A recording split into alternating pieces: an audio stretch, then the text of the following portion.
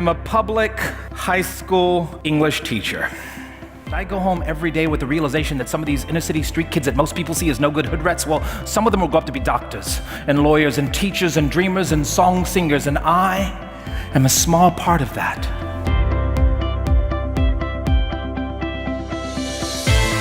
It's clear upon reflection that what advantage that I did, and many of you in this audience had who were my generation, was that I had access to a great public school with committed, well-prepared teachers and 100% access to college financial aid. And if we're honest about it, my peers growing up in the late 60s and 70s who lived south of I-30 and perhaps didn't look like me, didn't have those same advantages. And I worked very hard. I worked very hard to get myself out of my circumstances like many of you. But to be honest, I didn't have a monopoly on hard work. A lot of people worked hard. And it was clear that the inequities in our system caused me to have certain advantages that others didn't. And clearly those inequities continue to persist today. And they're threatening the future of our communities, of our city, and our region like no other that we can possibly imagine. Because for decades it's put us increasingly in these bubbles where we don't really understand what our brothers and sisters from somewhere else in the city are facing. And we've created neighborhoods where the primary goal too often is not living the American dream like I and many of you got to live, but basically just surviving. So it's important that we be honest and informed about what our own community data is saying, and about the fairness and the lack of equity within our system and what we need to do about it.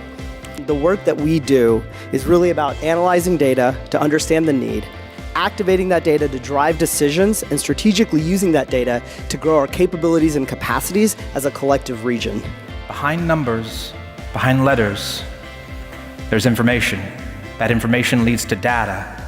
Behind that data is voice, is heart, is a student story, and this is what the Commit Partnership Team has been doing for the last 5 years. Schools save lives, and I know this to be true because that was my own experience. The work that you've made, the progress you've made is great, and I think this is a moment to redouble those efforts. Certainly in the Obama administration, we worked hard to focus on access to early learning, adding tens of thousands of seats across the country, but we also focused on quality. And that's a key consideration. You must ensure that as you expand access, you have a laser-like focus on quality. We have a constitutional standard in Texas for our public schools of adequacy. I want you to grow up and be a real adequate person. And so we are hamstrung by this concept of adequacy instead of the standard in Texas being globally competitive. The nice thing about what's been happening through the collective efforts of everybody in this room and other people outside this room is that 23,000 kids are more proficient across our 11 indicators than were 4 years ago. And that's great, and we should celebrate that. That's our challenge, right? What are we going to do each day to make it a little better? What are we going to do each day to get into what John Lewis calls good trouble? John Lewis, who was one of those young men who marched across that bridge on Bloody Sunday. He says we all got to find ways to get into good trouble. Good trouble that makes our country better, that makes our world better, that saves lives.